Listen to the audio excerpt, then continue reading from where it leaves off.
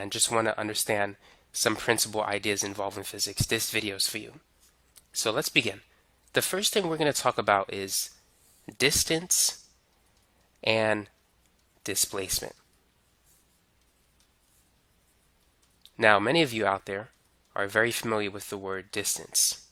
When you think of distance, or when you hear the word distance, what do you think of?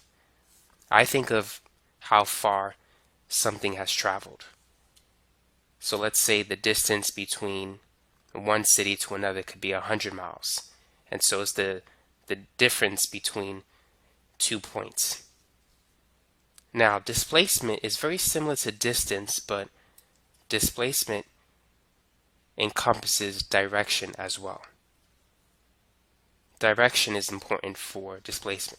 So let me give you an example that distinguishes distance and displacement. So let's say if you have a person, let's say John, and he's at this position right here. And he decides to walk, let's say, 8 meters east.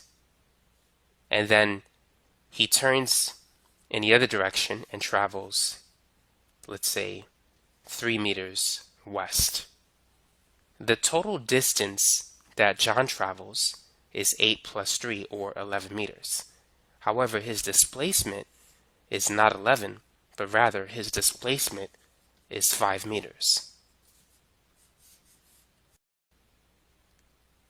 Displacement is the difference between the final position and the initial position. So let's say if we have a number line, and let's say this is position 0. So John traveled 8 meters east.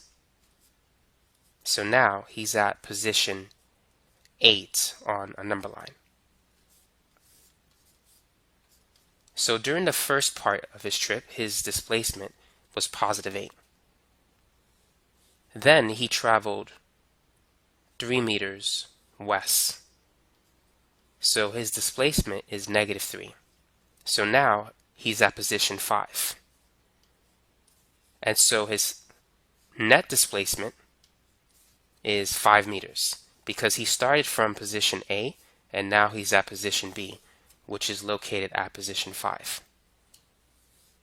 And so your net displacement is basically, it's the final position, let's say PF, minus the initial position. His final position is position 5. His initial position is 0. So his displacement is positive 5. He went from A to B. And so that's the basic idea behind displacement. The total distance is 11. Now, distance is a scalar quantity. It only has magnitude. Displacement is a vector quantity. It has both magnitude and direction. In the case of distance, in the first part of the trip, he traveled a distance of positive 8. In the second part, he traveled a distance of positive 3. And so the total distance is 11 meters. Now, displacement has magnitude and direction. During the first part of his trip, his displacement was positive 8. The magnitude is how far he traveled, which is 8 meters. The direction is he's traveling east, and so we have a positive sign for going in an eastward direction. Anytime you go towards the right, you're going in the positive x direction, so the displacement is positive. Now, during the second part of the trip, he's traveling west, that is towards the negative x direction. And so it's negative 3 in terms of displacement, but in terms of distance, it's positive 3. Keep this in mind.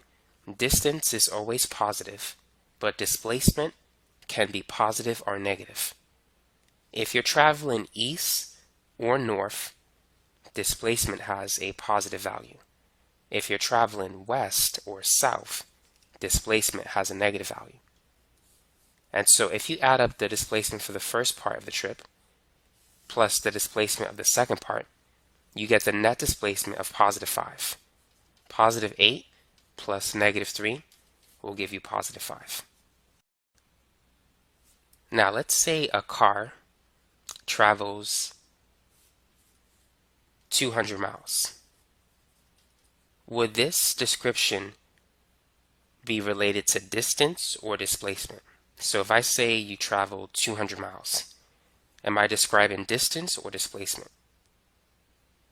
Well, this would be a description of distance because no direction was indicated. So you could be going east, west, north, or south. If you simply state 200 miles, you're describing distance.